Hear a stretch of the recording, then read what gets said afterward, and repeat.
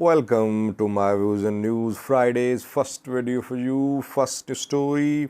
Before these news stories, one correction, an important correction about Gobeze Sisse, Ethiopian journalist.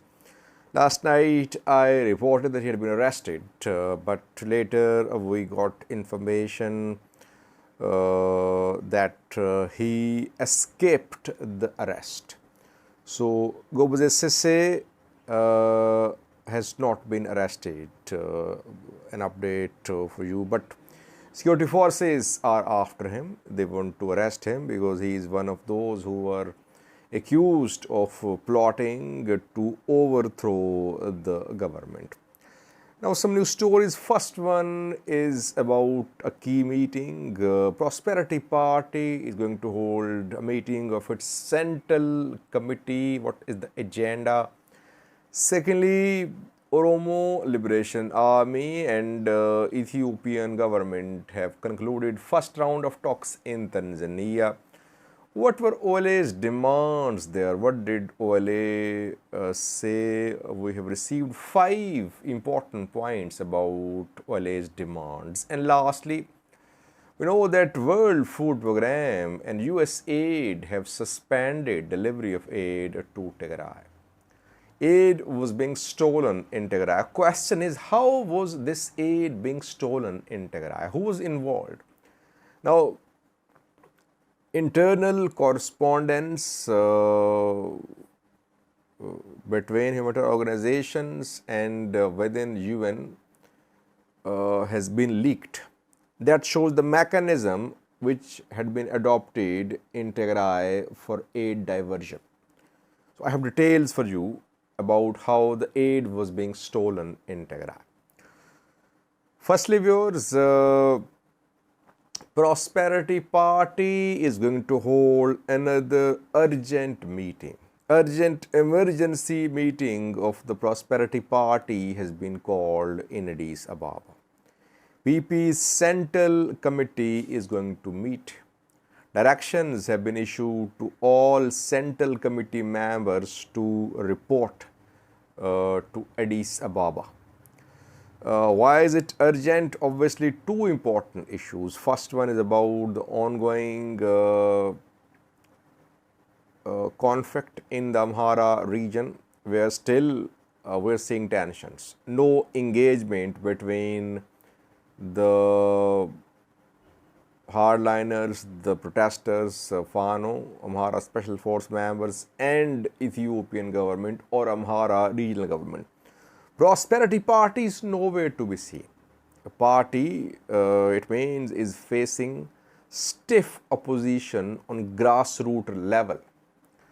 Top leadership is supportive of government's decisions, but lower ranks are finding it difficult to get support from people. One of the main points which will be discussed, and if you remember a few days ago I said that Prosperity Party's lower ranks were supportive of people's position on the issues in the Amhara region. And there could be change in Prosperity Party, change of leadership, middle and lower level leadership. But how will you change hundreds of people? How will you transfer them? How will you make new appointments? So all these issues could come under discussion. Secondly, referendum announced in Volaita, I think it will be held next month in June. A referendum was held there, but its results were cancelled. Now, new referendum are going to be held there. And thirdly, and people of Volaita, they have been opposing referendum. They want a separate regional status like Gurage. Thirdly, Oromo Liberation Army's demands are going to come under discussion. What did OLA say at the talks in Tanzania? How doable are the demands of the Oromo Liberation Army? These issues are going to come under discussions. Urgent notice, it means that there are pressing issues which need to be discussed, especially OLA demands, because next round will start in coming days. before that party wants to meet, and how to handle the crisis in Amhara. Secondly, what are OLA's demands? We have received some detail, though several sources are sharing different views on OLA's demands and different account of what happened at the talks. What I have learned, I want to share with you. OLA demanded that the government should apologize for the last 150 years of atrocities against Oromos. First point. Secondly, OLA wants Addis Ababa, that Addis Ababa be part of Oromia. Thirdly, transitional government, that there must be installation of transitional government in Oromia, election should be held, then representative government should be established. The current government is not representative government in the eyes of the Oromo Liberation Army. Fourthly, Valaga OLA wants Oromia Special Force, Ethiopian National Defense Force and Prosperity Party to be held accountable for ethnic cleansing in Valaga. That Oromos and others, they have been expelled from Valaga. Party in power responsible, army, forces, they should be held accountable. And lastly, OLA wants to have Valaga under its administration. It wants Valaga to be governed by OLA appointed people. So these are 5 main demands which we learned. Now, transitional setup, its possibility of establishment of transitional government in Oromia is next to none. I don't think it's possible. Ethiopian government will never agree. Status of Addis Ababa, again, it's a difficult issue to handle. It's not easy. Other regions are involved too. No one from other regions will accept that Addis Ababa becomes part of Oromia, not a federal capital. Thirdly, apology or OLA's administration of Valaga. OLA is already in control of Valaga. So if they are allowed to make appointments of administrators, it wouldn't bring about any change. They're already in control there. Apology for the last 150 years, again, it can be negotiated. Why the call, the demand for ENDF, OSF and PP to be held accountable for ethnic cleansing in Valaga? Why? Because OLA could be facing similar charges, that it should be held accountable for war crimes committed in Valaga. That is why OLA has raised a question of ethnic cleansing there, and that government force should be held accountable. I think 2 issues are main issues: transitional government and Addis Ababa. Let's see when the second round of talks will be held. Will there be change in will be change of negotiators, or will same negotiators negotiate? When Ethiopian government issued a statement 2 days ago about the conclusion of peace talks in Tanzania, it used the word FDRE constitution. It said that talks, that Ethiopian government was committed to the peaceful solution of the conflict. At the same time, solution can only be achieved within FDRE constitution and within framework established for such engagements.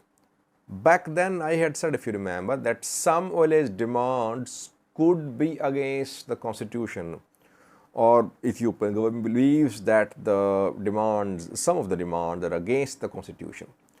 Establishment of transitional government and status of Addis Ababa, that it is only part of Oromia, could be seen as a violation of the constitution. That is why we saw Ethiopian government's position about the talks. So it's not that progress has been made. Only progress, the two parties met and they want to continue their meetings. Otherwise, core issues unresolved. Thirdly, viewers, how was aid being stolen in Tigray? Revelations have been made through some internal correspondence between and within humanitarian organizations. Both World Food Program and USAID, have suspended aid distribution in Tigray. Well, the aid diversion happened, or it was revealed at the end of March and April. It means Eritrean government, Eritrean military has no role in this aid theft, aid diversion. Because when Eritrean forces were in Tigray, Tigray news sources were accusing Eritrean army that it was plundering the warehouses of aid organizations, it was plundering Tigray resources. But in this case, no one can point fingers towards Eritrea because the revelations were made at the end of March and April, and there was no Eritrean Defense Force in Mekelle at the end of March and April, in Shire as well. Now, it has been revealed that the aid diversion, the aid theft was coordinated and spread across the region. It wasn't happening in just one area. Monitoring teams found aid stolen in Shire, Shiraro, even in Mekelle, Tigray's capital. It's not that warehouses of aid organizations were being attacked or aid was being stolen from there. No. Food aid, mainly wheat, was being distributed to the people in Shiraro, Shire, Mekelle. And after that, the same distributed material, wheat, was being found at local markets and in flour mills. It means that the IDPs, the people receiving aid, they were part of this plot. That they were receiving aid from aid organizations and they were not genuine people in need. And that aid, those sacks of wheat, then were sold at markets or sold to flour factories. That is what happened in Tigray. That is why World Food Program and USAID have suspended delivery of wheat and food items to Tigray. Non-food aid delivery is continuing. Can we say that this aid diversion was individual? People were in need of cash, that is why they sold their aid wheat to flour factories or at local markets. No, it's not individual. USAID, World Food Program say that the aid diversion was systematic, coordinated. There are gangs operating in Tigray which stole aid. Katacho has ordered a high-level inquiry. Who is involved? Tigray regional government or people are not part of the government but they have connection there. Let's see. Let's hope that the names are made public after the investigation. Tigray government is asking, it is imploring that USAID, World Food Program, should resume aid supplies. But how can the aid organizations resume supplies when people are involved in diversion of aid in large quantities? And in Shiraro, when aid was found stolen, it was sufficient to feed more than 100,000 people. That aid went missing, I think. And then irregularities, theft and divergence during aid distribution as well. Thank you for watching.